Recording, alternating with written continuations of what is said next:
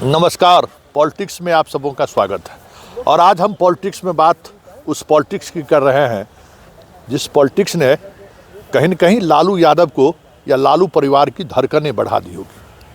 पहले रोहिणी ने सवाल खड़ा किया और आज शिवानंद तिवारी ने सवाल खड़ा कर दिया है तेजस्वी के काबिलियत पर। और ये सवाल आने वाले समय में लालू परिवार, खास करके लालू और तेजस्वी के लिए पार्टी के अंदर से ही एक नए तरीके के विद्रोह का स्वर आने वाले समय में पर दिख जाए तो कोई बड़ी बात नहीं होगी। क्योंकि शिवानंद तिवारी, रोहिणी ने तो सिर्फ एक मुद्दे को उठाया था कि किस तरीके के लोगों के साथ तेजस्वी घिरे रहते हैं, किस तरीके से आम कार्यकर्ताओं से उनकी दूरी बनी हुई है, कैसे कैसे लोग उनके साथ हैं। लेकिन शिवानंद तिवारी ने ऐसी बातें कही है जो बातें तेजस्वी के लिए मुश्किल खड़ी कर सकती है। सिर्फ मुश्किलें नहीं खड़ी कर सकती है, उनके नेतृत्व पर आने वाले समय में एक अलग तरीके की चुनौती देखने को मिल जाए तो ये भी कोई बड़ी बात नहीं होगी। जरा सुनिए शिवानंद तिवारी ने कहा क्या। भला बताइए ना कि अब जो मैंने गवर्नर एड्रेस के दिन नहीं रहा जी, भाग गया निकल के जी, मैंने, एक तो ऐसे ही पार्टी हारी हुई है और लोग डेमोरलाइज न कर दिया भाई। जो लोग बचे हुए हैं विधानसभा में उन सब लोगों को डेमोरलाइज कर दिया और अपने ही पार्टी को नहीं, गठबंधन को डेमोरलाइज कर दिया। तो डेमोरलाइज फौज क्या लड़ेगी? यही है पूरा, उससे नहीं पार लगेगा। 5 साल अपोजिशन का पॉलिटिक्स जो है साधारण चीज है क्या? हम लोग देखे हुए हैं, हम लोगों के बाप दादा जो है अपोजिशन का पॉलिटिक्स जिंदगी भर किए। पावर तो 2 साल 3 साल के लिए मिला, लेकिन भाजपा जो है मार खाना और ये करना बहुत तरद्दुत है उसमें। हालांकि इन लोगों के पास साधन का इतना अपा ये पहले तो साधन भी नहीं था। ये हालत थी।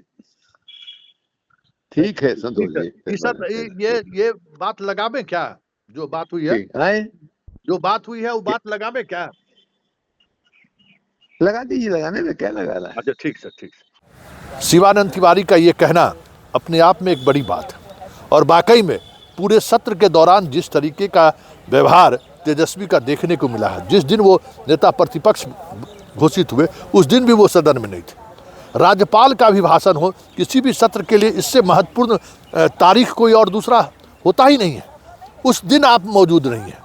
फिर उसके बाद जो स्थिति बनी, राज्यपाल के अभिभाषण पर धन्यवाद प्रस्ताव पर विपक्ष और सत्ता पक्ष के लोग अपनी राय रखते हैं और उस दौरान नेता प्रतिपक्ष का एक अलग कह सकते हैं कि रुतबा रहता है, प्रभाव कि सरकार जैसे अपने कामकाज का लेखा जोखा राज्यपाल के माध्यम से रखता है, उसी तरीके से विपक्ष अपने विपक्षी दल के नेता के माध्यम से आने वाले समय में हम सरकार को किस तरीके से घेरने वाले हैं इसका एक लेखा जोखा पेश करते हैं। दोनों महत्वपूर्ण घड़ी में तेजस्वी कहीं न कहीं बाहर रहे।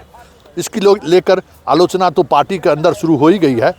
आखिर एनडीए क्यों चुप रहे? एनडीए ने भी जिस तरीके से आज हमला बोला है तेजस्वी से, वो हमला कहीं न कहीं उनके कार्यकर्ताओं को, लाखों कार्यकर्ताओं को, उनके पार्टी के समर्थकों को, उनके 2 करोड़ से अधिक वोटर को जरूर हतोत्साहित करेगा। क्योंकि ये वक्त उन्हें फेस करने का है। वो ये वक्त अपने कार्यकर्ताओं को के मॉरल को बूस्टअप करने का वक्त है। ये वक्त कार्यकर्ताओं के साथ खड़े रहने का वक्त है। ये वक्त अपने वोटर के साथ खड़े रहने का वक्त है।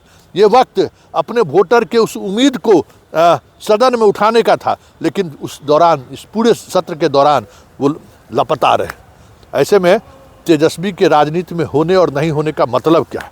तो चलते चलते जरा सुन लीजिए नीरज क्या कह रहे हैं। नीरज ने तो एक अलग ही बयान दे दिया है कि विपक्ष टूअर हो गया है राजनीतिक रूप से।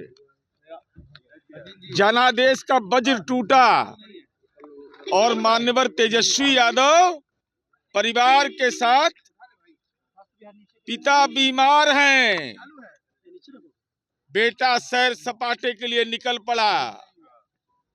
जानकारी मिल रही है कि यूरोप गए हैं। किस देश में गए हैं? लोकेशन क्या है? आप विपक्ष के नेता है, फोटो शेयर करिए। आपके साथ कौन गया है? मीडिया में यह खबर चल रही है कि हिस्ट्री सीटर रमीज भी गया है। ये गंभीर आपत्ति का सवाल है। क्या अदालत से आपने अनुमति लिया है? अगर अनुमति लिया है तो उसकी प्रति भी मीडिया को शेयर करिए, सोशल मीडिया में शेयर करिए। और हमारा सवाल यही है कि माननीय तेजस्वी यादव जी, संगति से गुण होत है, संगति से गुण जात। अगर आपके साथ रमीज जा रहा है, इसका मतलब जनादेश का वज्र टूटने के बाद आपको राजनीति का तमीज समझ में नहीं आया। जी उनको रहना चाहिए जी। सदन चलता है, सदन के बाद कहीं जाना चाहिए। तो हम लोग तो सारे लोग चल रहे, उनके पक्ष के लोग, सारे सरकार के लोग चाह रहे थे कि तेजस्वी प्रसाद जी रहे और सदन को बस अच्छा से चलाएं। हम लोग का यही मांग था। सरकार के जो माननीय विधायक जी हैं वो कह रहे हैं कि घोषणा पर जवाब देना चाहिए। तो विपक्ष के नेता माननीय तेजस्वी प्रसाद यादव जी को रहना भी तो चाहिए, मौजूद रहना चाहिए सदन में। हमारी सरकार तो काम तो कर ही रही है। हमारे माननीय नीतीश कुमार जी 20 साल से कितना काम किए हैं और काम खासकर महिलाओं के लिए, हम लोग के लिए। वो पूरा बिहार देख रहा है, पूरा देश देख रहा है, देश दुनिया देख रहा है। तो क्या कहेंगे? वो तो कहेंगे ही ना, वो तो अपने नेता को बचाएंगे ही ना।